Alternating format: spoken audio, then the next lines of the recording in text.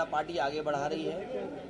समाज को कैसे बांटा जाए, समाज में कैसे नफरत हो और जो विपक्ष के लोग हैं उनके बीच में एक दूसरे से कैसे दूर किया जाए, इसी रणनीति पर लगातार भारतीय जनता पार्टी काम कर रही है।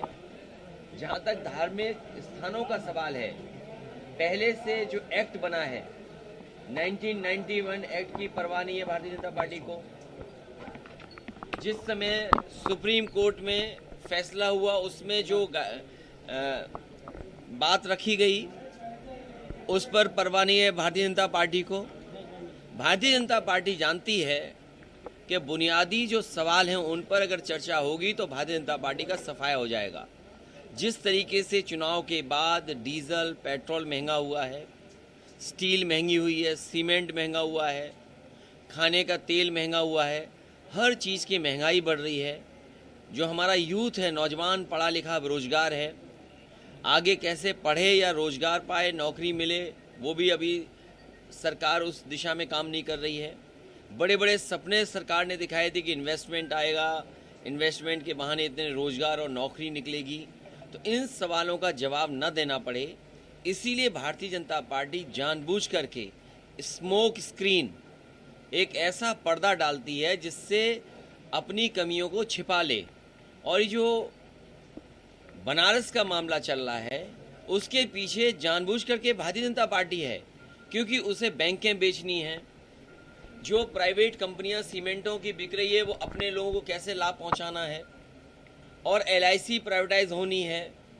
तो ये जो बड़ी बड़ी संस्थान है, LIC का प्राइवेटाइजर होना, बैंकों का मर्ज होना और बैंकों का डूबना, और जिस तरीके से पूरा गेहूं खरीदवा दिया कुछ व्यापारियों के हाथ में। अगर आप पूरे प्रदेश का गेहूं देखेंगे तो 5-6 लोगों ने गेहूं खरीद लिया और वो गेहूं विदेश जा रहा था। 4000 से ज़्यादा ट्रक केवल राजकोट में खड़े थे। गुजरात के जितने पोर्ट थे उसमें बड़े पैमाने पर उत्तर प्रदेश का और मध्य प्रदेश का गेहूं रखा था। जब सरकार को पता लगा कि गेहूं पहुंच गया है, केवल जनता को धोखा देने के लिए उस पर बैन लगा दिया कि विदेश गेहूं नहीं जाएगा। और जैसे ही बनारस का मामला आगे बढ़ा, ताजमहल का आगे मामला बढ़ा, उन्होंने अनुमति दे दी, अनाज विदेश चला जाएगा, गेहूं विदेश चला जाएगा। अब गांव में डुगडुगी चलवा रहे हैं कि जिसके पास ये सामान होगा, जिसके पास ट्रैक्टर होगा, जिसके पास AC होगा, उसको राशन का पैसा वापस करना पड़ेगा। ये गरीबों से भी मुनाफा कमाना चाहती है।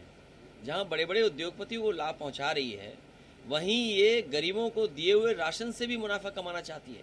जब गेहूं खरीदा होगा FCI ने और जो गेहूं बटा है उसकी कीमत कम रही होगी, आज 24 रुपये वसूलना चाहते हैं गरीबों से। और अब तो ऐसा लग रहा है बीजेपी में वोट लेने के बाद ये गरीबों को पहचानती नहीं है सरकार।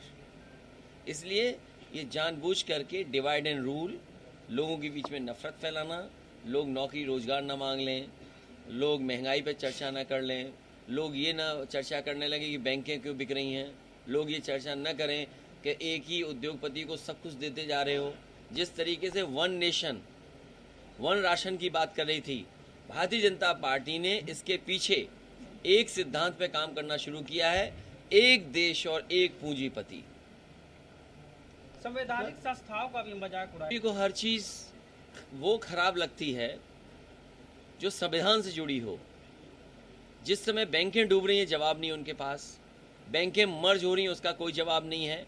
पूरा देश जानता है गेहूं पर पाबंदी लग गई थी कि विदेश गेहूं नहीं जाएगा, लेकिन किसी को ये नहीं पता होगा कि यही बीजेपी ने अनुमति दे दी गेहूं जाने की। क्या बीजेपी के पास सवाल है कि राशन जो गरीबों से पैसा वसूला जाएगा उसका क्या जवाब है उनके पास?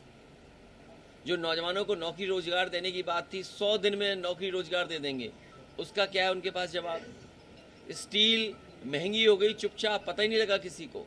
सीमेंट महंगा हो गया, किसी को नहीं पता लगा। सीमेंट की बड़ी बड़ी कंपनियां किसी को बिकवा दी, वो नहीं पता लगा। LIC बिकने जा रहा है, नहीं पता लग रहा है। इसलिए जानबूझ करके हमें और आपको उलझा रहे हैं, उलझाने के लिए मुद्दे उठाए जा रहे हैं। क्राइसिस इसलिए है कि बीजेपी ने कोई बिजली नहीं बनाई। जब बीजेपी बिजली नहीं बनाएगी और बिजली के क्षेत्र में जो काम करना चाहिए था, डिस्ट्रीब्यूशन में, ट्रांसमिशन में और जनरेशन में, जब नहीं काम करेंगे तो जनता ही से बिल वसूलेंगे और जनता से बिल वसूलने के साथ साथ कटौती भी हो रही है। शायद इतनी कटौती कभी सरकार ने नहीं की होगी जितना भारतीय जनता पार्टी कर रही है। भारतीय पुरातत्व सर्वे के इशारे पर सारी सिस्टम काम कर रहा है। भारतीय जनता पार्टी के इशारे पर ही इसी तरह का आपको सुनने को मिलेगा। आरएसएस के एजेंडे में कि पूरे देश के 50,000 से अधिक ऐसे मस्जिद हैं जो पहले मंदिर थे, अब धीरे धीरे उनको तोड़े जाएंगे, ऐसा सुना है मैंने। आपने क्या सुना मुझे नहीं पता, लेकिन पूरा देश बिक जाएगा ये आपको बाद में पता लगेगा। बेरोजगारों का क्या होगा? आप उनकी आवाज उठाइए। हम लोग तो लगातार उठा रहे हैं, उसमें सहयोग आप भी करिए। आप बजट के दबाव में सच न छिप जाए आपके। सर, इस बार आप नेता प्रतिपक्ष हैं, आपको ऐसा क्या लगता है? क्योंकि सदन में सरकार को जवाब देना पड़ेगा। और देखिए लीडर ऑपोजिशन का क्या फायदा हुआ, सदन कितने दिन चल रहा है? अभी सुनने में आया कि केवल 9 दिन सदन चलेगा।